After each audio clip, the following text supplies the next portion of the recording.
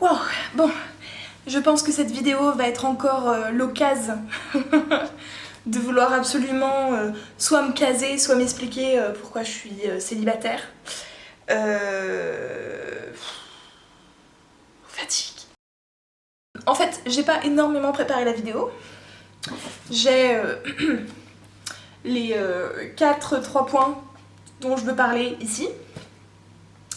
Et c'est à peu près tout. Non, en vrai, ça fait longtemps déjà que je réfléchis à cette vidéo et même déjà à ce thème en règle générale, de façon assez constante. Du coup, je sais ce que j'ai à dire. J'espère que ça sera cependant pas trop décousu, mais généralement, un plan comme ça, j'arrive à peu près à me repérer. J'ai déjà parlé du coup des relations d'amitié, avec le fait que à la fois on en parle et à la fois on n'en parle pas, et on parle pas aussi des différents types d'amitié, et il y a beaucoup de non-dits. Donc j'en parle notamment dans ma vidéo sur être un loser, où je parle notamment de relations de faire valoir et d'exclusivité.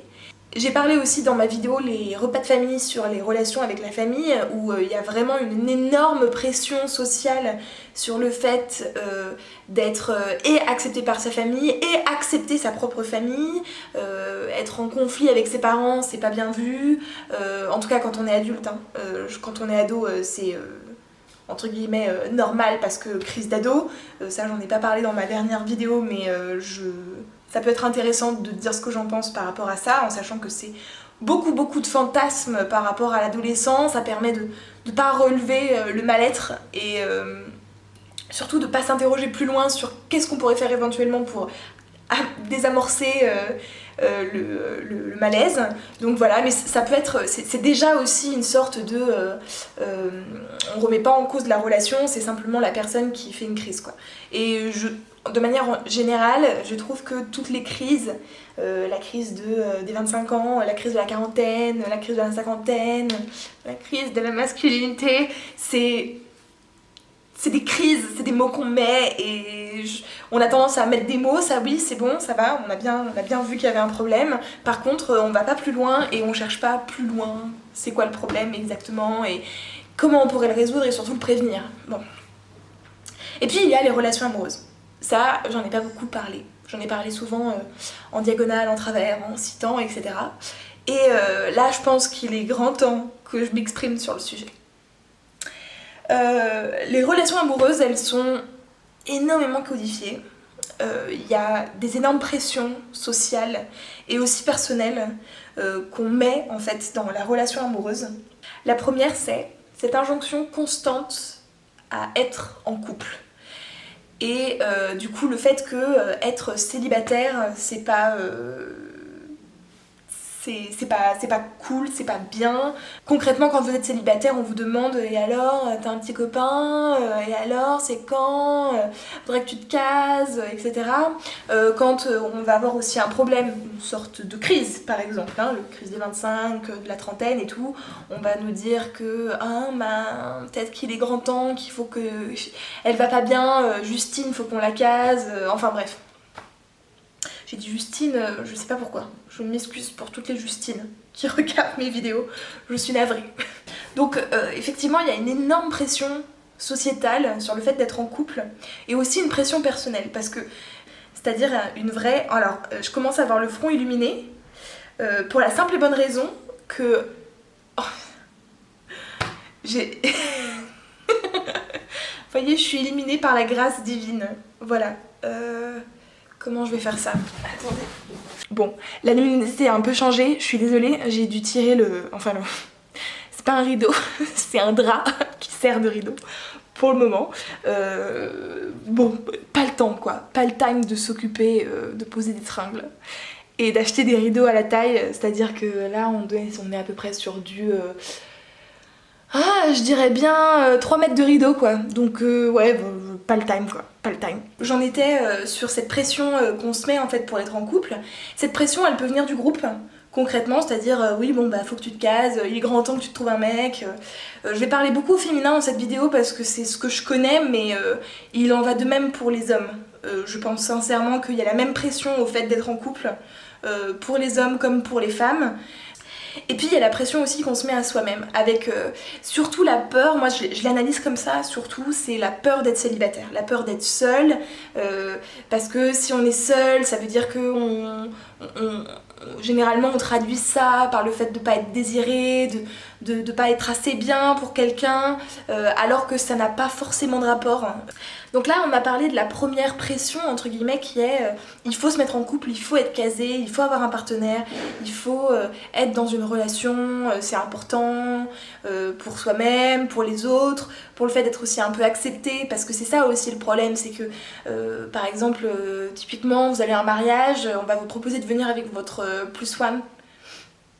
Puis bon, bah, si vous n'êtes pas en couple, c'est un peu compliqué. Vous devez en fait demander concrètement, ok, bah, je suis célibataire quoi, mais du coup, est-ce que je peux ramener, je sais pas, quelqu'un, une amie, un autre ami, mon meilleur ami, ma meilleure amie, voilà. C'est un peu des choses comme ça, si vous voulez, qui du coup sont un peu indues par le groupe social autour de vous, qui ne sont pas forcément des pressions directes. Hein. Quand on vous invite à un mariage, on vous dit pas si t'es en couple, ramène ton cum, si t'es seule, bah va te faire foutre, hein, viens toute seule quoi. Voilà, mais bref. Et puis il y a aussi dans tous les films, il y a aussi bien sûr tout le cinéma, notamment les comédies romantiques qui sont souvent basées sur un schéma t'es célibataire au début et t'es en couple à la fin quoi. Voilà. Et entre temps, t'es passé par plusieurs trucs de recherche de soi, et du coup la recherche de soi entraîne forcément la recherche de l'être aimé et du coup le trouver, hein, parce que bien entendu il suffit d'être soi-même pour trouver quelqu'un, évidemment. Le deuxième chose, c'est une fois qu'on est en couple, il y a le carcan du couple.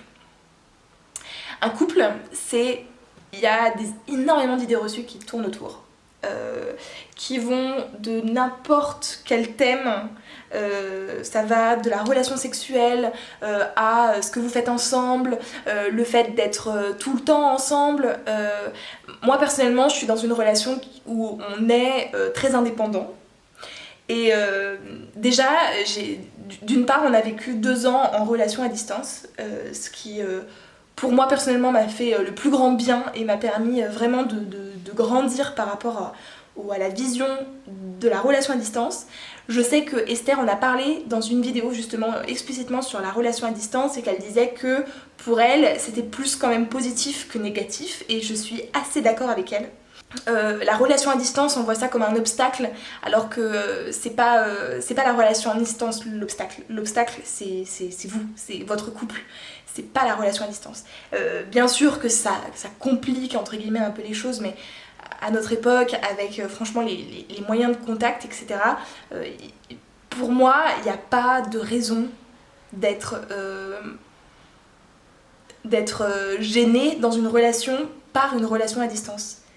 Et aussi, peut-être qu'il faudrait que je fasse une certaine précision là-dessus, parce que Esther, effectivement, dans sa vidéo, en parlait, et il se trouve que Esther a aussi un schéma polyamoureux. Elle a aussi fait des vidéos à propos de ça, et du coup je vais contrebalancer en disant que c'est possible d'avoir des relations à distance sans être polyamoureux. Je suis monogame et la fidélité, si, du coup on va l'appeler comme ça au final, même si j'ai complètement jarté le mot de mon vocabulaire, mais la fidélité en fait, si ça va bien dans un couple, si tout le monde est d'accord en fait avec la définition de la fidélité et du coup comment elle s'applique, c'est pas un problème.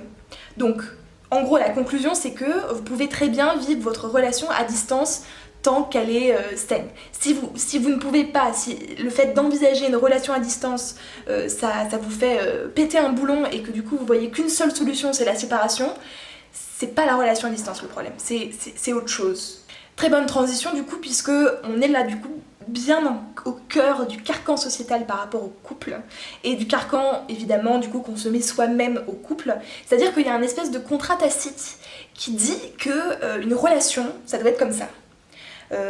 Vous devez faire ça ensemble, ça séparément, mais pas trop, les visites, les voyages, c'est en couple, boire un café avec des copines, ok, mais une fois par semaine, Et puis il faut être ensemble, il faut emménager au bout d'un certain temps, il faut avoir telle ou telle discussion, il faut discuter comme ça, il faut avoir ça, enfin énormément. Puis alors après on arrive sur les rapports sexuels, et alors là c'est le pompon, c'est le pompon.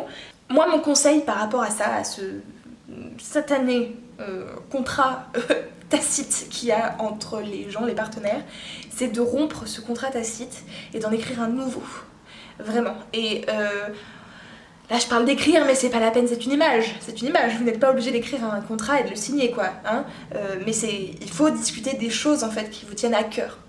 Il faut que vous disiez, bah en fait moi je suis monogame et je vois pas autrement. Voilà. Ma définition de la fidélité, c'est que bah non, tu vas pas, on va pas voir ailleurs.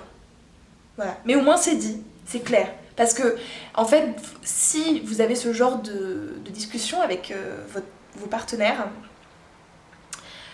ou avec d'autres personnes, vos amis, etc., sur qu'est-ce que c'est pour eux la définition, leur propre définition de la fidélité, c'est-à-dire pas la définition du dictionnaire, mais qu'est-ce que eux ils aimeraient bien mettre sous le mot fidélité et comment ils imagineraient leur relation idéale, vous allez vous rendre compte qu'on a tous une façon différente en fait de vouloir vivre nos relations et que ça peut vraiment changer. Et j'insiste vraiment sur le fait que si vous discutez avec votre partenaire, même si vous pensez que non mais c'est mort, il est pas d'accord, enfin bref, voilà, en fait tout le monde pense que l'autre est ultra respecte le contrat tacite, du coup on n'ose pas venir le changer parce que du coup ça remettrait en cause en fait un petit peu la relation, alors que honnêtement si vous êtes ensemble, si votre relation est solide, il n'y a aucune raison que ça vienne la fragiliser. Moi honnêtement la confiance c'est ce qu'il y a de plus important, et je parle pas de confiance dans le sens il va pas me tromper, c'est la confiance dans le sens bah je fais confiance sur les actions qu'il va mener en fait. Quoi qu'il se passe, je fais confiance sur le fait qu'il va pas être malsain ou pas clair, ou voilà. C'est ma définition de la relation saine. Et du coup, confiance sur la relation en règle générale, c'est-à-dire concrètement, voilà, je te fais confiance, je te donne la main et on va partager notre vie à un certain moment, et je te fais confiance pour prendre les bonnes décisions au bon moment. Et du coup c'est pour ça que je dis que j'ai complètement passé l'histoire de la fidélité en fait à la trappe, parce que pour moi c'est pas une valeur dans le couple en fait, c'est juste un état, c'est un oui bah on est un couple monogame donc oui c'est vrai qu'on est fidèle dans le sens classique, mais parce que en fait on s'est dit qu'on n'avait pas besoin d'aller voir ailleurs en fait. C'était pas par défaut, c'était juste, concrètement, non, je suis pas intéressée pour aller voir ailleurs. You want to be in my video? Ah, you make a video again? Yes. I didn't know that. I thought you maybe you were on the phone. What is actually, when the washing machine says CD, does it mean complete? Completed? I'm not 100% sure what does it means, but no, just don't touch. I think it's something like hot or... Okay. Bon, j'ai perdu ma phrase. Bon, j'ai fait une petite pause. En fait, j'ai voulu recommencer la vidéo. Puis après, je me suis dit, en fait, non, j'ai pas envie de recommencer la vidéo. J'avais fait un truc bien, ça me semblait bien. Du coup, je vais reprendre là où j'en étais. Enfin, je vais tenter de reprendre là où j'en étais. Du coup, je vais en revenir à le troisième point, qui est le mythe de l'amourothérapie. Alors, c'est un barbarisme que je viens d'inventer, voilà, parce que je suis très douée pour inventer des mots.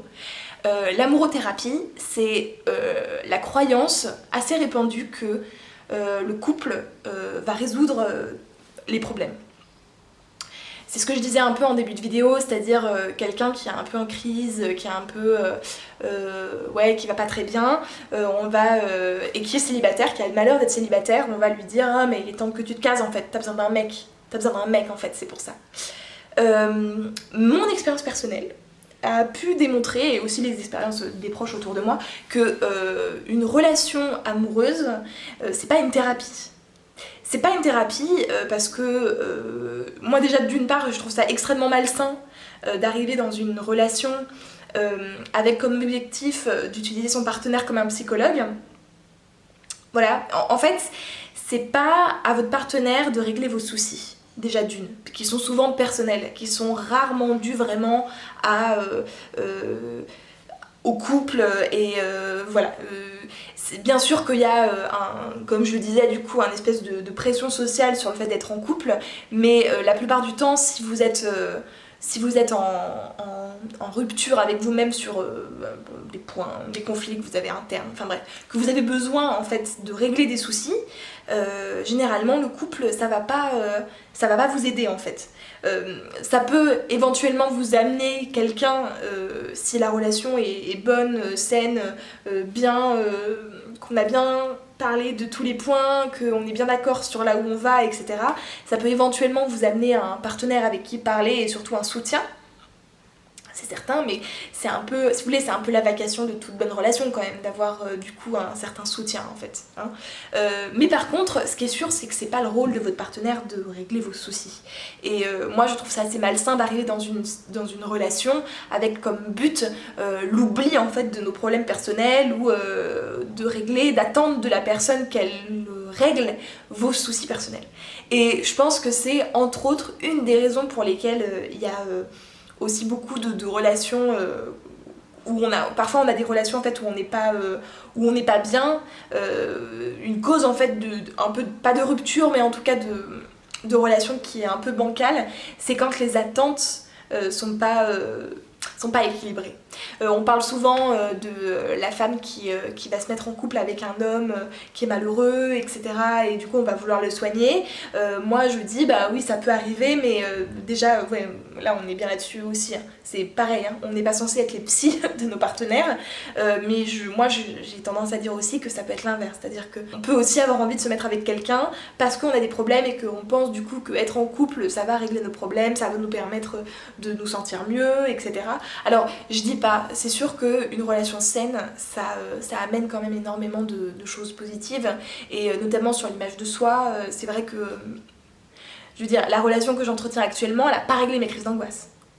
Parce que en fait, c'est pas avec des bisous qu'on règle une crise d'angoisse. Et bien sûr qu'on peut parler, mais déjà moi d'une part, j'ai pas forcément envie de parler de tout ce que je pense à mon partenaire.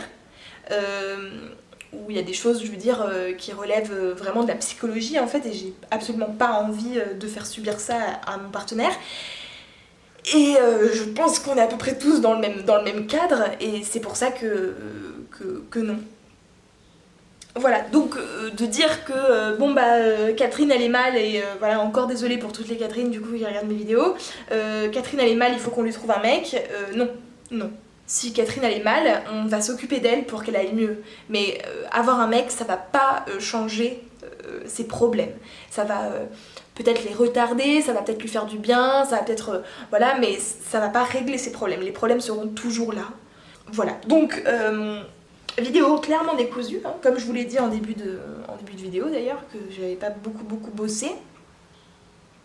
J'espère cependant que j'ai amené quand même des pistes de réflexion par rapport à la relation amoureuse. Une relation, c'est d'abord vous. Vous, l'individu, puis vous, le couple. Mais en fait, la société, elle a pas sa place dans un couple. Et il faudrait pas. C'est pour ça qu'il faut parler du contrat.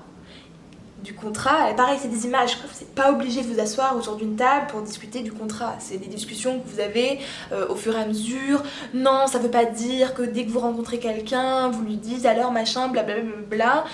Il y a des choses que vous pouvez dire, voilà, comme voilà, moi je suis monogame, etc. Donc ça me paraît à peu près important, mais tout le reste, bien sûr que ça se fait au fur et à mesure et que vous en parlez au fur et à mesure, je veux dire. Non mais parce que je vous connais, il y a des gens ils vont me sortir oui mais on peut plus rien faire, voilà, maintenant pour être en couple, il faut faire signer un contrat, machin, la spontanéité, blablabla, non mais... Oh. Oui, effectivement, votre vie est très dure. Effectivement, si le fait de parler avec votre partenaire vous met dans tous ces états-là, oui, effectivement, vos relations doivent être très compliquées. Bon. Voilà. Et puis, n'utilisez pas l'amour comme un médicament. C'est pas un médicament, c'est juste un état. en plus très temporaire dans votre vie, en fait, il y a de fortes chances pour qu'il y ait des ruptures, etc. Je sais que vous n'avez pas envie forcément de parler de rupture, mais si, mais c'est la vie, et c'est pas grave, c'est pas grave. Il faut aussi dédramatiser la relation amoureuse, c'est pas la fin, c'est pas votre vie, puis c'est pas la fin de la vie non plus quand ça s'arrête. C'est juste un peu triste, c'est normal, c'est absolument normal d'être triste. Par contre, c'est pas la fin de la vie, quoi. Il faut relativiser, et je parle pas de relativiser pendant la rupture. Ça, vous pleurez toutes les larmes de votre corps si vous en avez envie, c'est pas le problème, mais il faut relativiser en fait en amont, quoi. Genre vous dire bien que bon, là je suis là pour le moment, je vis l'instant présent parce que bah oui, c'est quand même mieux que d'être toujours dans la peur de la rupture et du célibat, par exemple, mais s'il devait se passer quelque chose, bah c'est pas grave, et parce qu'en fait il y a des tas... Moi par exemple, je crois pas en l'âme sœur unique. Je pense pas qu'il y ait une personne sur Terre qui est faite pour nous, en fait. Je pense qu'il y a vraiment un certain éventail de choix et aussi qui se font selon le contexte et selon l'expérience, selon les besoins de chacun à chaque étape de la vie. Et voilà, ça me paraît assez important de le rappeler. Oh, je vais m'arrêter de parler. Je vais m'arrêter là. Du coup, demain... Oh oui, demain je fais une vidéo sur my French accent. Je vous en parle du coup demain sur... voilà, je tease simplement le titre de la vidéo. Et voilà, je vais m'arrêter là. Et je vous souhaite une bonne soirée et je vous dis à demain pour la prochaine vidéo. Ciao.